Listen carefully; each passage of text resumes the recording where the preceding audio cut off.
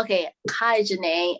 So I'm interested in journalism as a career in the future because I want to ameliorate the global issues in the world. And so I just want to ask, what inspired you to become a journalist? Um, I mean, my earliest memory of anything is really books. I mean, I've been reading since I was like 3, and just the power of story and feeling like you could escape into a whole other world. Um, and then also the power of being seen, you know, um, especially for Black girls and girls of color. I feel like we have been so erased in all narratives, um, in storytelling, but also in truth telling, in history keeping, in moment making.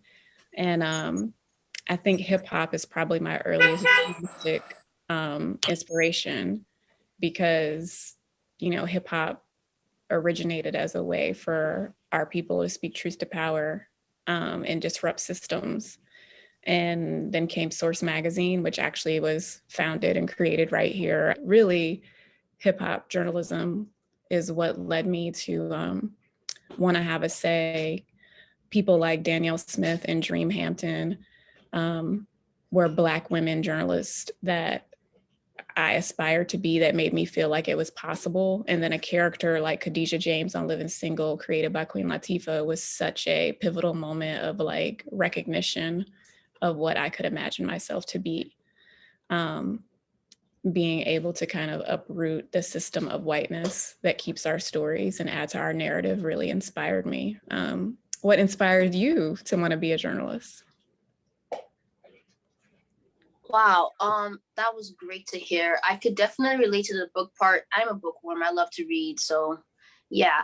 Um, and what inspired me to be a journalist? Well, because I can see the power in words. I can see how words can influence people to take action and move. And I mentioned that in one of the questions, but and words just sometimes light a fire in you, and that's something that I want to be able to spark to create a change, because ultimately my goal before I leave this earth is to like at least create a change, even if it's a minor thing. So if that can mean through writing something that can boost empathy, um that's honestly more than enough for me. So yeah. Well, you're already changing my day. So, and stories like the one you wrote on mental health definitely, I'm sure, made someone feel like they could reach out for help. And I think that's how people think that change has to be this huge thing, but it actually is a series of little things that make big change. I think about Zora Neale Hurston, and she said, if you're silent about your pain, they'll kill you and say you enjoyed it. And I kind of keep that in my pocket on hard days when it's like, here I am writing about white supremacy again. Here I am writing about misogynoir and sexism and xenophobia again. And then I remember, like, we have work to do. So how do you think your journalism influences people? Like, how do you hope your work can fight against racism and other topics that you're concerned about? Um, remember what you said earlier about just wanting to make even one little change?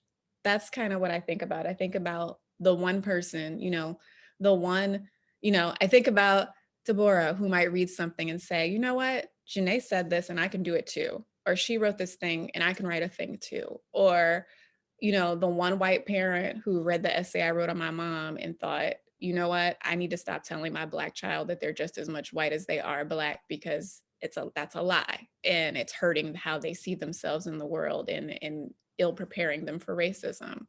um, or one of my one of the messages that's meant the most to me over the last few weeks is from an Asian intern who said, thank you so much for seeing me when I wrote about anti-Asian violence and the Asian killings. And I think it's those small moments for me. um, when I created A Beautiful Resistance for the Boston Globe, seeing so many Black people, not just in New England, but across the country, um, kind of rally around this series that celebrates Black joy and Black life, and be hungry to be seen and be a part of it. That for me meant so much, because that's celebrating us in our lived lives, in our everyday moments, in our little, our little wins. And we don't get that often. Blackness is so defined by brutality and death or extreme excellence. So it disempowers us and dehumanizes us. So to have those little moments of celebration, those little moments of delighting in one another, of seeing ourselves in each other. Revolution is for eight-legged spiders, and this is a leg of that spider. Like this, the joy, the representation, the being seen, the celebrating lived lives, that's part of the revolution too. And I definitely understand the part of how people expect Black people to either be excellent or just it's always violence and just never any celebration. And I actually started a race club in my school. And to celebrate Black History Month, we did a movie that was not just like, always slavery and colonization, something that actually celebrated like Black history, like what we achieved, like Hidden Figures. I Yeah. mean, so I was just really, and so hearing that means a lot to me because a lot of Black people are tired of always hearing about, depression is there, but it shouldn't be the only thing that defines us. No, and So we have to be able to talk about all of them, like all of our multitudes. Like I created the Reebok collaboration was just for Black History Month, but I actually created a beautiful resistance several months ago. It was when George Floyd was lynched, and I went to his funeral in Minneapolis during the pandemic. I flew out there, and when I got back, it was just very depleting, and I was tired in every kind of way. And I was just exhausted of us being valued more in our death than in our lives. And every time we were screaming Black Lives Matter, it was largely over dead bodies.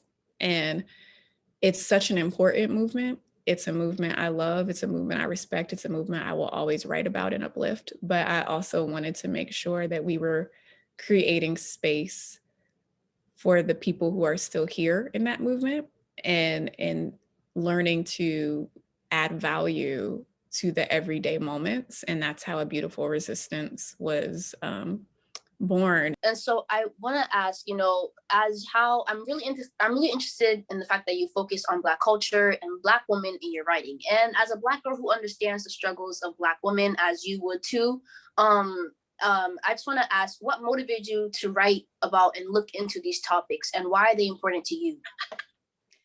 I think our lived experiences, I think growing up, how I grew up, in Virginia, and going to a historically Black college, Norfolk State University, having all of the different friends I have, loving the music that I love, and then meeting people from all over the diaspora. I have friends that are Black from all over the world. And there's so many things we go through that are overlapping, so much intersectionality, that even if it's not something I've experienced personally, I am my sister's keeper, and I want to make sure that I'm doing my part to create those little changes, to hold that little bit of space that I have, to shake the table, break the table, rebuild the table if needed. As a culture columnist, I have real estate that not every journalist has, and you have to use that real estate responsibly. I think about curators at museums and the power they have to dictate who's on the wall. So I always try to think about that in media. You have the power to dictate who's on the wall, what's being discussed. So it's like, how can I make sure that I'm sharing that space? Those are words of wisdom of gold that I will keep with me. So um so I just wanted to say, regarding inclusion and diversity in the field of journalism, what advice do you have for BIPOC students who want to pursue journalism, like me? I really want to. So one thing that I try to tell students when I talk to them every time is, first of all, and it's going to sound crazy, but I promise you, I say it to myself: get over yourself. And I say that not in a mean way, not in a like, you don't matter. I say it, get over yourself, in the way that we as people of color, and LGBTQ plus peoples and disabled peoples, any marginalized peoples, have been conditioned to believe the lies that we were taught about ourselves. So we often go in these white spaces thinking that we are less than, thinking that we don't belong, suffering deeply from imposter syndrome, which makes us feel, oh, so lucky to be in every room. So we shrink ourselves, we code switch ourselves, we don't show up as our full selves.